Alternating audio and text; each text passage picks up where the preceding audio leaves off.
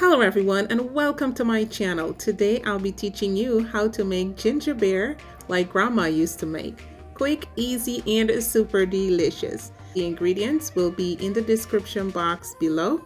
So first we will wash our ginger and cut them into little pieces.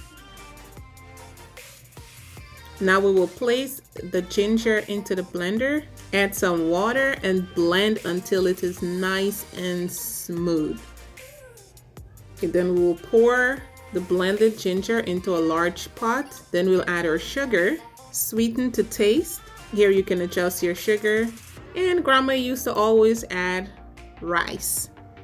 And that is raw rice, like a handful or half a cup.